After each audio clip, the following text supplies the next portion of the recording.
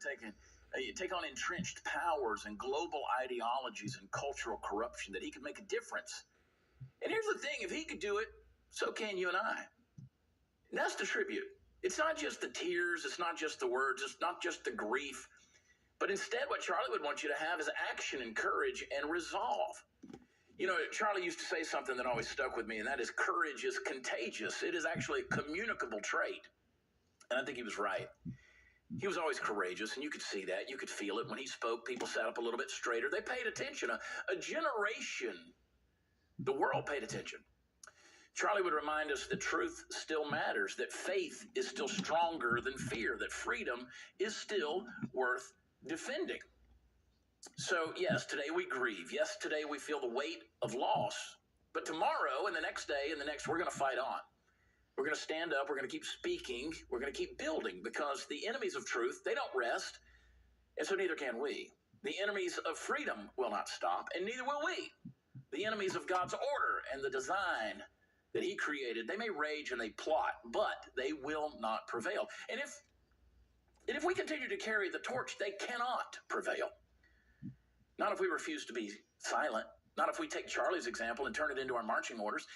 You know, I was thinking back about a moment that I had with Charlie a number of years ago, and it stuck with me throughout the years that I've known him. It says everything about who he was. We were speaking at an event together there in Houston, Texas, and Charlie was back in the green room before the event started. And now by that point, Charlie was already a pretty recognizable figure. His name carried a lot of weight. His voice was being heard across America. His influence was rising like a wave. But when he saw me walk in the door, when he saw me come in the room, he didn't lean back and sort of wait for me to come to him like a lot of people would do.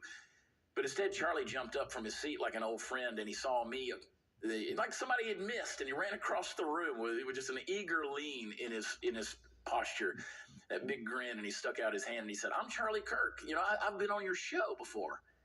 I want you to think about that. He didn't lead with his status or his reach or his reputation. He didn't assume that everyone was going to know who he was, though by then most of America certainly did. Instead, he introduced himself as if I were the important one, as if he needed to remind me where our paths had crossed. That to me, that's Charlie. Humble, even in the middle of his fame, grounded, even in the spotlight. And as it got hotter, I think he got even more humble. And I think that in that small gesture, in that quick moment of humility, you could see the core of the man that Charlie was and what he was becoming. Charlie never forgot that he was just a servant of truth, that his mission was bigger than his name, that people mattered more than platform. He knew popularity would come and go, but integrity and kindness and humility was going to speak louder and last longer. I will never forget that introduction. And not because I needed to be reminded of who Charlie was, but because it reminded me of what kind of man he chose to be. And I think he's implemented that in the lives of many, many others in the days since. And long before the history books write about his impact, and the history books, trust me, my friends, they will write about the impact of Charlie Kirk.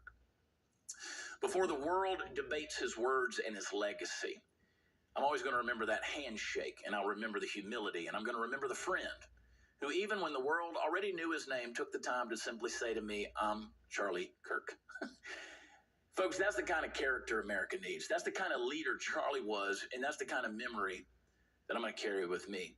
Folks, this is the Charlie Kirk Show, and today I'm honored, humbled, and I'm sobered to sit in his place, in his stead, although you can't fill his shoes and he'll never be replaced. But let me tell you something. This microphone is never going to go silent. His voice will never be crushed. The truth will not be buried, and the mission will not end. Charlie Kirk lived for something bigger than himself, and now it's our turn. It's our turn to live bold as he'd want us to turn our turn to live free, our turn to carry the fight forward. So let's do it for Charlie. Let's do it for the truth, and let's do it for America. We're going to take a quick break. We'll be right back with the Charlie Kirk. Those who bless you. The Christian Bible tells us that we have been grafted into God's family tree, the rich olive tree of Israel. The very foundations of the Christian faith, the Bible, and Jesus, whom Christians call the Messiah, are deeply rooted in Israel. Supporting Israel aligns Christians with God.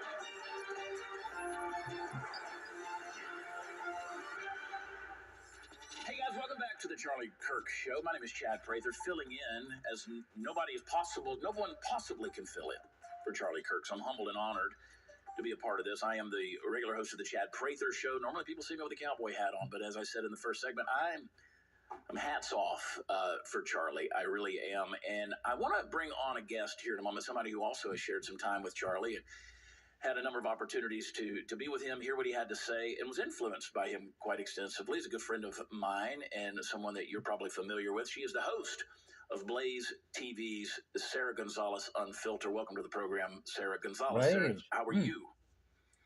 I think we're all managing, aren't we, Chad? I've been better, but we're managing, we're processing, and still grieving. Honestly, the loss of this. It was really hard for me to just hear you say, "Welcome back to the Charlie Kirk Show." Like, I just, when I woke up the day after the tragedy, after the assassination, let's call it what it was, there was a deep heaviness on me. I woke up in a world of thinking, we're in a world that Charlie Kirk is not in. He's in another world. Let's be very clear. He would want you to know that.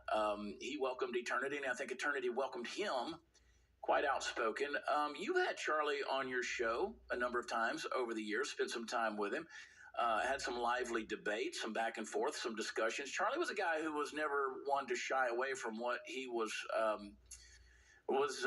figuring out. I'll put it that way. We always look at Charlie as a guy who had it all together, but I know Charlie was a learner, and that's why he was so great. He was always trying to figure some things out. Tell me about, getting to know Charlie, having him on the show, and what you experienced through getting to know him over the years.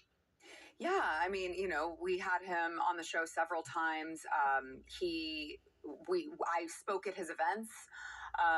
He also invited a lot of us to a Turning Point influencer retreat where we spent a lot of time with him. I spent a lot of time with Charlie, just talking about the world and conservatism. And if there was one thing that was immediately clear about Charlie, from whether you spent 5 seconds with him or 5 days with him or 5 years with him, was that he was a genuine guy. He came from a place of conviction. He was very, very convicted about his faith, and he was very convicted about changing the country and, making us all return to what our founding fathers intended this country to be. It was very, very immediately clear. This is not a grift for Charlie Kirk. This was how he truly felt. And it was always a joy to be around him. I was always inspired every time I was around him, whether it be on his show or my show. It was a true joy getting to hear Charlie, because you knew that it was coming from the heart, and you knew that he really felt it, and he felt it deeply, and he lived that conviction out until a murderer decided that he could no longer live that out. Charlie was interesting. He was a serious guy. He was a fun guy, but he was a serious guy. And I remember when I wrote my book back in 2020, Am I Crazy? The answer to that is yes. And I reached out to Charlie, and I said, "Would you endorse this book?" And he said, "What have you gotten me into?" I said, "Take a look at it and see." And he wholeheartedly endorsed the book, and I was very grateful and thankful for him to do that. He was just that kind of guy. Sarah, you are very familiar to a lot of people, whether they realize it or not, because a lot of the footage that's been captured over the years, whether it's drag queen story hours or the events where children have been exposed to living pornography in these events, you've been the person who's infiltrated a lot of those events. You've captured it. You've literally put your life on the line quite extensively by disrupting a lot of things. More recently, you disrupted a Jasmine Crockett speech there in Dallas, Texas. And you're a bold person, I'll put it that way. I've often said you not only are bold, but you have a grace about you that can get away with doing certain things that I would probably go to jail for. You got kicked out of a Beto O'Rourke event, which wound up in a lawsuit, all these crazy things. I know in this industry, we try to do a lot of things to become not only keep a relevance or punch through the smoke. Charlie never did that. Charlie did it in such a way that it was a dialectic. It was an involved debate and discussion. Did watching him over the years and those that he influenced, because let's face it, in a young life at 31 years, he influenced a lot of us, right? Way beyond his years. Was that an influence to you to say, I'm going to have that boldness to kind of step out and do these things and kind of quite literally risk a lot in order to do that? 100%. Absolutely. I mean, I started in this space. One of the first things that I did was become a Turning Point USA ambassador. And, I followed everything that Charlie did, and I loved what he stood for, and I loved his boldness and his conviction. And I knew one thing was for certain: he couldn't do it alone. And so that was the thing, was that there were all of us. I mean, there were so many ambassadors and so many people that Turning Point worked with, and so many high schoolers, college students. I mean, you name it. There were just so many people, including myself, who were just influenced by his boldness and his courage and his conviction. And it's like you listen to this, and then you have children and you have skin in the game, and you're like, we've got to all band together and save the country. And Charlie was 100% an inspiration for what I do now, for what I do every single day, and for the boldness that I try to show, and going into the lion's den, and getting this footage and exposing it and putting it out to the masses. I mean, it's all been, because of people like Charlie and Charlie himself, that we all do this, right? Sarah Gonzalez is the host of Sarah Gonzalez Unfiltered on Blaze. I want you just to take 30 seconds, Sarah. Tell me what that legacy of Charlie Kirk means to you. The legacy of Charlie Kirk means that we have now an entire young generation of young men, but women too, who have learned to love this country, who have learned about our founding principles, who have learned to be bold and stand up in the face of a college professor or a school teacher or whoever it may be, their peers, who are talking about disgusting ideas that can tear this country down. I mean, we have an entire generation of proud, patriotic Americans because of Charlie Kirk, and they then will teach their children that as well. And it's just going to continue to carry on. I mean, Charlie Kirk was a true patriot, and as they called him, a happy warrior. He was exactly that, and that's what he has created in the younger generation. And that's what it will be remembered by. Sarah Gonzalez. Follow her on social media at Sarah Gonzalez. That's with an S. TX at Sarah Gonzalez TX on socials, and check out her show. Not only Sarah Gonzalez Unfiltered, but also Come and Take It. So you're running your mouth quite a lot. Sarah, you're good at it. You're one of the best, and you're my friend. Thank you for joining us. God bless you, girl. Sarah and I've shared a lot of tears over the years, but a lot into the last days, particularly. My name is Chad Prather, filling in for Charlie Kirk for the Charlie Kirk Show. Hold tight. We got more to say. We'll be right back.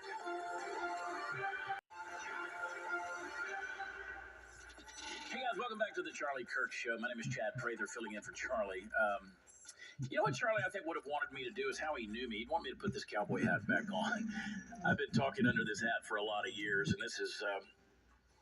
Charlie always kind of gave me a hard time about that. He said, it looks good on you. I said, Charlie, you need to get a hat. You need to get a cowboy hat, And I'll tell you, man, he was a blessing in my life. But, as I've been considering the things that's happened and transpired in recent days, the grief, the tragedy. Something I've noticed is there's people out there who can't defend their ideas. They can't do it with reason. They definitely can't stay on reason for long. They kind of start with a smirk and a condescending smile, and then they slide into name calling and then into labels. And when that still doesn't silence you, they're going to start swinging fists, or they're going to burn the buildings.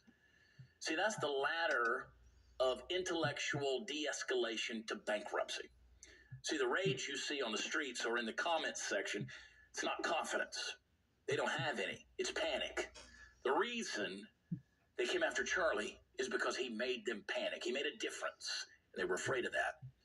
If you really believed your foundation was unshakable, you would not fear the question from the back row. Rage is the confession that your worldview can't pass an open book test. So what do? What do we do? What would Charlie have us do? I think he'd have us refuse the label.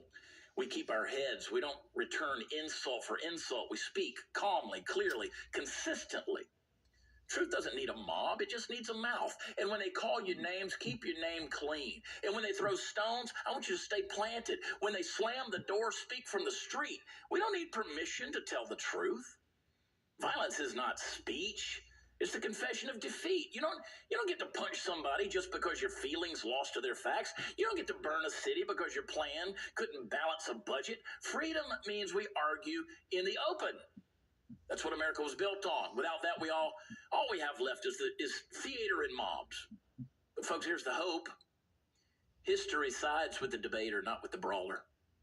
Every empire that outlawed questions, they outlawed discovery. Every movement that banned dissent killed its own progress. Free speech doesn't just project and protect politics, it protects progress, true progress, invention, art, architecture, even your children's future.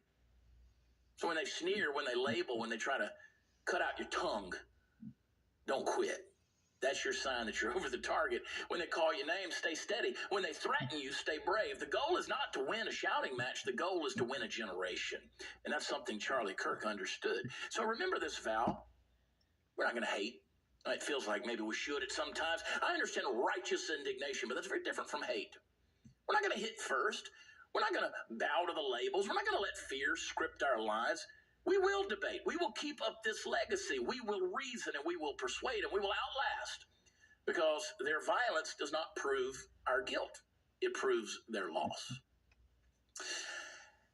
Throughout human history, what we've realized is that the light, particularly the light of Jesus Christ and the light of truth, it's not leaving. The truth is not tired. It's not worn out. Our words are not weapons, but they're stronger than theirs because they are true, because they're free, because they're alive. See, we choose courage over contempt. We choose debate over destruction. We choose to keep speaking until the labels peel off and the rage burns out. That's how free people live. That is how free people win. And see, Charlie understood that. They hated him for it. They hate you for it. They hate all of us because of that. But dear friends, that's the testimony of history, not the revisionist books. No, that's true history. That's how freedom wins. That's how liberty lives. When we understand that it's with our words and our critical thinking and even common sense and the facts and the truth that went out over our feelings and even our vibes. Folks, that's how we live free. God bless you. God bless this country. God bless the country that Charlie Kirk fought to keep and remember. And we're going to carry that torch forward. So for the Charlie Kirk Show, my name is Chad Prather. I would love it if you join me on the Chad Prather Show from time to time. Grab a copy of my book. I wrote it about grief, about loss, and about tragedy. It's called Born for Meaning. You can get it at bornformeaning.com. I'd love for you to pick up a copy. It may help you in these days of loss while you're trying to figure things out, because truly we are all born for meaning. So for Charlie Kirk and the Charlie Kirk Show and his production team, thank you so much for letting me to sit in this seat, allowing me to sit in this seat. I'm very humbled by it. Again, my name is Chad Prather. Hopefully we get an opportunity to talk to you next time. Until then, may God bless you and may God bless Charlie Kirk.